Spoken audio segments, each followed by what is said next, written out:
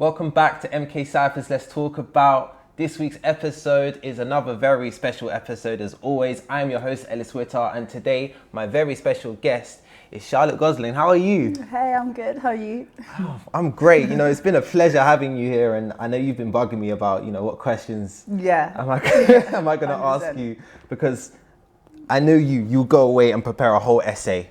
Not right. And yeah, no, we don't want that. We want you as you are. And you are a very multi-talented person. No, let's start off with, because you're an actress as well, right? Yeah. Let's start off with your acting career. So how was that start for you? Where did you start? How was that journey for you? Wow. Okay. So I started in secondary school, so it started, and you know, I can do like extracurricular activities, and I was like, oh, let me do drama, because my form tutor was the drama teacher, and she was like, oh guys, please just try and do the drama club. I was like, okay, we'll help you out, miss. So I started, and then after that they're like, oh Charlotte, you're actually all right, like you can do like our school done something with other schools in the area, and it was like a Shakespeare festival. That was it, a Shakespeare festival. Yeah. And so we done Othello, and obviously where my school is, it's like not a lot of black people there. So I played Othello, surprise, surprise. But I was actually all right, guys. I was actually all right. It's not, yeah. And I played Othello, and then from there I just fell in love with it. So I done another one. I done Romeo and Juliet, and then I was told about the Brit School, and I went to the Brit School, and got in. How was that for you? The Brit School, it was amazing. Yeah. Like, you know, when you see things on TV and it's like people singing in the corridors and doing stuff, like that's what it was like for me anyway. That's how I saw it. Now I can imagine, because going into the Brit School, that's a massive achievement. So first of all, we want to applaud you on that, because that's just brilliant. Now, obviously that can be daunting as well, because, you know, it's Brit School, it holds a certain caliber of weight. Were you nervous? Yeah, but I was more excited. Ooh, okay. Yeah, I was definitely excited, because like no English, no maths, no science. All I can do is like, because I done musical theatre there, so all I had to do is sing, dance and act every day. Like I was like, yes please, bye education. Brilliant. See, just like me. You're just like me. Now, again, you how long were you there for? I was there for 2 years. Yeah. You had to think about that. Yeah, I had to think. a bit of a while back, guys. A bit of a while back. Oh, stop it. And now you do a lot. You do film and TV and theatre as well. You do a lot of theatre, no? Yes, yeah. And you were recently in 2 plays. Talk about your plays, because honestly, they are brilliant. The first one is Offside, right? Well, yeah, that's the most recent. That's the most recent one. Most recent, because so Offside was like celebration. Yes, celebrating women in football. I played 2 different characters. And a historical character, which is like the first ever noted black female football player in the UK. Wow. And then my other character was like it was based on someone in real life, but like not someone specifically. And she was just a black female footballer from South London. And I just like to show the differences in time, like women playing football, but also how things haven't changed as much as we may think they've changed. So that's brilliant. How do you manage playing 2 characters? Because that must be difficult. Yeah, it was hard, because Emma Clark, my historical character, had a Liverpudlian accent. Never done one before. Don't know how I got the job. Listen, guys, I was doing. Oh, hi there, mates. Like, it was awful. She's talented. That's all you need to know. She went in there, winged it, got the job. That's what we like to hear. Winged it. But yeah, then I had to really work on it, and I did struggle.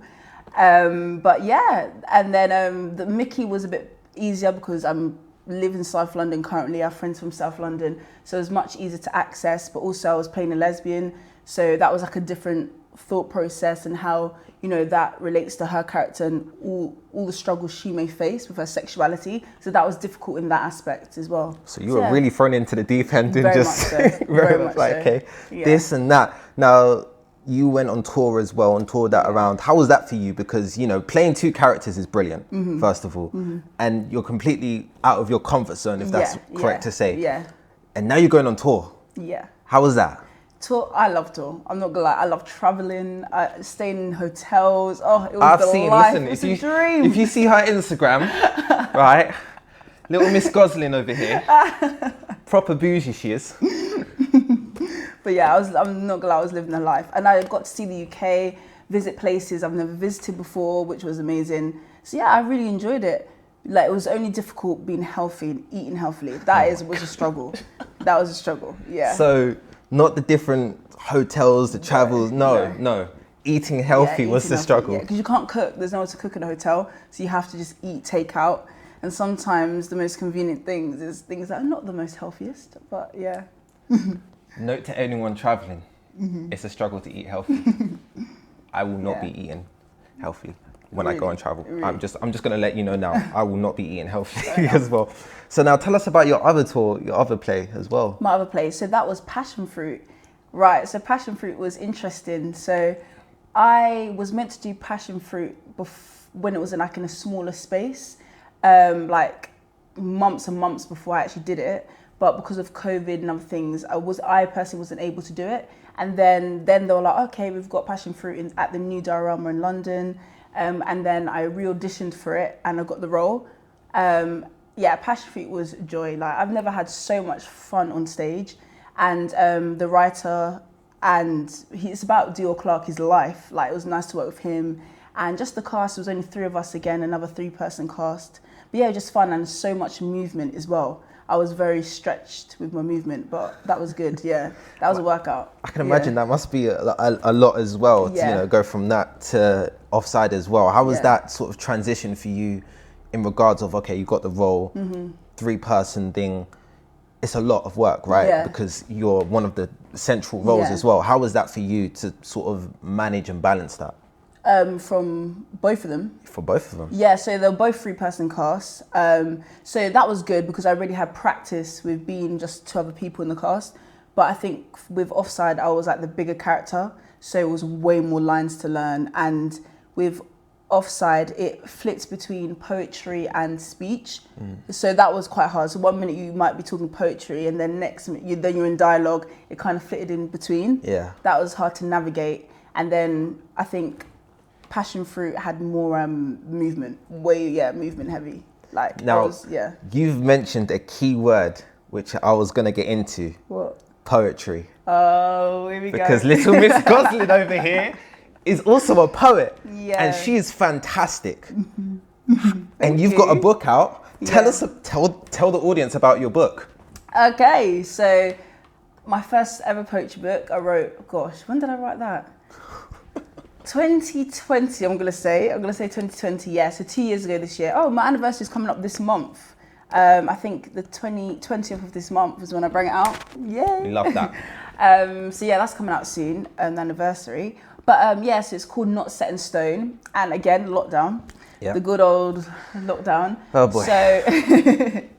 So I wanted to do a book for a little while. And I was like, so I was emailing publishers, okay? Yeah. But publishers were like, we're not taking anyone on, we're kind of letting stuff go, or we're only working with the repertoire that we have because of lockdown. Understandable. Yeah. So then I was like, you know what, I can do it myself. I don't need publishers. Who needs that? Go on. So, love that. Thank you. So I self-published on Amazon. I just done it myself. I designed the book cover, everything I did myself, and helped with like my mom and my boyfriend as well helped me. And yeah, they checked it through for spelling and errors and stuff like that. Just done it. Yeah. Listen, she's skipping over this like this is nothing, okay? To self-publish your own book is insane, especially in lockdown, right? Because, you know, a lot of things that were normal for us were suddenly sort of stripped away from us, and we just had to sort of go, okay, this is life for the next 2 years. And you've self-published your own book, which is brilliant. How do you feel? I mean, to walk us through the process. I mean, all right, cool. You've you've emailed these publishers, not really liking the feedback from it. You're like, you know what? I'm gonna do it myself. Take us from that moment there. Okay, so I wanted to get this book done. It's a lot done. It was the perfect time to work on that as well, because of since I came out of drum school, just been acting, and I hadn't, like, poetry is another love for me, and I never had the chance to explore it in the way I wanted to because of acting. So I was like, I'm not acting right now. The whole industry's kind of shut down. Let me put my energy and focus on that. So I think, I just said, why not? I'm that person that I do jump into things. I'm not afraid of just like, you know what, let's have a go. Because for me, you try and you fail, but the only true failure is when you stop trying. Ooh. And for Sorry, carry on. Yeah, so I was like, you know what? And listen, things don't have to be perfect. And another thing is, I feel like people like, oh, it has to be perfect before I show it to the world. Like, that's my first book. It is not perfect by any means, but it's honest, it's true, and I done it. I had a go, and that's for me what's important. So I think, I just wrote poems. Some poems are from when I was like 16 or 15, and then I wrote some new ones all about my life, and it had good themes about race, mental health, just my views on the world, and I slapped it in a book, put themes together, and I was like, oh, what should I name it? Like, what should I call it? I didn't know. I wrote down like a list of names, and then I was just like, you know what? For me, it's like a growth of me being young to now. That's my journey. It's like, and that shows, for me, I chose not set in stone, because we're not set, like people, we're always evolving, always changing, always growing. So that's like why I got not set in stone from, you know what I mean? Do you see how awesome she is? Do you see how awesome she is?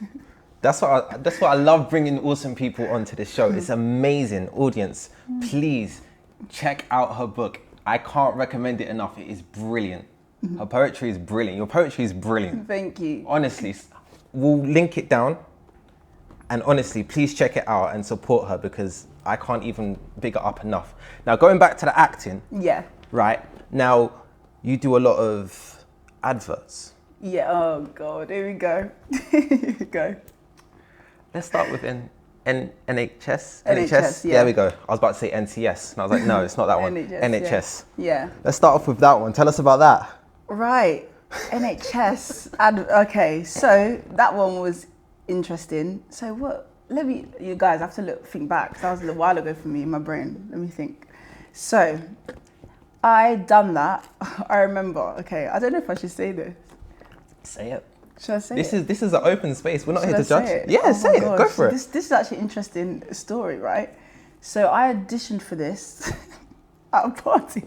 Right, so I go to Mactub, which is a theatre company I used to go to, but I'm still a part of. And we were having like a party, and then I had to come, the party started later, but I was there for an event. It was like a celebration, coming out of lockdown, just to bring everyone, bring up freedom, yeah, exactly. So before it started party, we still had a Mactub session, like an acting session. So I had to go off, and then I may have not had a drink before this audition. It was over Zoom. I may not. I'm not going to sort myself out. And I went into the audition. It was over Zoom. I literally had to prop up my phone. It's like outside the building. I had to prop it up. Had my Zoom call while there was music and going down. I had to do a script. I had my lines at the side. Didn't know them at the time, but it was like kind of improv, so that was all right. And then literally got told I got the job. That was the most, that's how, I don't know how I got that. See you later. Oi, shut up. What are you saying? You alright? Jess and Layla, I've missed going to theirs. Oh, I just want to give them a massive hug. Or maybe a little hug. It's just not worth the risk of COVID. Are we hugging or not? Okay. As we gradually come out of lockdown, if you're meeting other households, take a step back and make space. Let's take this next step safely. Do you see how awesome she is? She was at a party, she had a drink, and was gone, 1 second guys, let me just go grab this roll, 1 second. Nailed it, and got the role. Yeah, that's NHS. That's that story, yeah. Skipping over it, that's brilliant. Yeah, brilliant. That's the honest truth, but yeah. Actors, no, please learn your lines. Yeah. Don't do what she did. Don't do that, yeah. Don't funny. Don't have a drink beforehand either. That's not good. Yeah, don't. Drinking is not good, not advocate, but yeah. But, yeah, we're not trying to promote that. Yeah. Let's make that very clear. We're not trying to promote that. That is the truth of the story. But she is that awesome that she can be able to do that effortlessly with no problem. So what, they told you on the day, or like, yep, you got the role? I think it was like the next day or a few days later, because there was a quick turnover. Yeah. So they wanted to get it done very quickly, and the director was like auditioning like many people on that day. I was just one of the slots, yeah. And it was like, yeah. She's awesome. Yeah. Now, from one big name onto the other, tell us about your EE advert. Oh, gosh, EE. Okay, guys. EE. I don't even remember the audition process. That was a while back in my career. That was the first job I ever done when I finished drama school. I literally, yeah, that's my first ever job. Anything creative, thank you. Yeah, I was so excited to do it. I've never done anything on screen before. And I remember going there, I had to get, beforehand you have to do like your costume check, you know what I mean, all that, you know. Been there, done that? Yeah, and then, so when I got there on set, I was beaming, there was other actors and whatever, but everything was going, so I thought, oh, this is the dream. But guys, working with animals on set. Now, a lot of people don't remember there's a cat in that advert, if you ever watched the clip, right? And we're gonna play that clip. Animals. We're gonna play that clip. Play it. It's right at the end. All that work with a cat for 1 second of footage. That was phenomenal. But the cat wasn't having it. It wasn't having it. EE does broadband differently. Get broadband you can fix without the hassle. Who says you can't? Which wire is it? This one. Show us what you see with live video support. Like, so you had the owners of the cat there, and then you had like a cat specialist, I'm gonna say, that works with animals on set. I don't even know what that's called. And they had all like trinkets, catnip, they're like, they have feathers and all that. The cat wasn't, so basically the shot was, I wanted the cat to just jump over the sofa over me. They didn't even get that shot, they had to change it because the cat wasn't playing ball. But yeah, and it was the funniest thing seeing grown adults trying to make a cat do something. They're like, come on. Nah, the cat was just like, listen, you don't pay me enough. I am the main actor. Yeah. I will work on my terms. Yeah. These are not meeting my terms, and I will not participate. That's brilliant. That was hilarious. It was really hard to keep a straight face. But yeah, the cat, yeah. And luckily I wasn't allergic. I didn't even know I was going to work with a cat as well. Really? I went on, oh yeah, we're gonna have a cat in your shot. I was like, oh, luckily I'm not allergic. I love animals, but yeah, I was fine with the cat. You're a cat person, dog person? I think I'm more of a dog person because dogs give out more love, and cats are like, they do their own thing. They're too independent. Cats are funny. Yeah, but I do like cats. You're like, I will love you when I'm ready to love you. And that's what that cat was doing on set. I'll act when I want to. We love that. Now, obviously, with your CV is extensive, right? And rightly so. No, honestly, rightly so, because not many people can do what you do. And that's brilliant, and we want to celebrate that. Now, in regards to all of this, how do you manage in terms of like your mental health? When obviously we celebrate the good stuff, but when things are not so great, how do you manage and get through that? I write. I'm not gonna lie, I write. Like, writing has always been an outlet for me since before we've done the book or whatever like that, like since I was at school. Yeah, just because I'm not the most vocal person when it comes to my emotions. I do find it difficult expressing them to like loved ones. So I think writing is just a great way of releasing that, but not always having to talk to someone. And not everyone always has someone there to talk to, because everyone has different situations. So I think writing is just a good way to like let that out. And that's why I started Haven, because I do their Haven Poets as well. Oh boy. To help people. No, but that's why I started that. So I made a company, just a company, I would say, that helps people deal with their emotions and mental health through writing. And that's a big thing. And also, exercise really helps me. I don't exercise for fun. I don't exercise. Some people enjoy it. I do enjoy it, but it really helps mental health. Like, especially going on a jog, like, it really clears my head. I was just about to say run, but I am not running. It's a jog. It's fast walking pace. I was going to say I go for a run. I walk fastly. I walk fastly.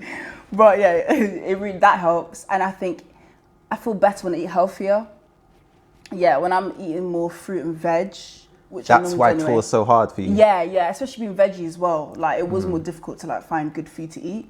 But yeah, I think those things and having people around you, like good people around you, like to ground you and having someone there, those things really help me like to feel better. Brilliant. Audience, if you want to know how do you manage with your mental health and what things and what outlets, hopefully healthy and positive. Yeah, comment below.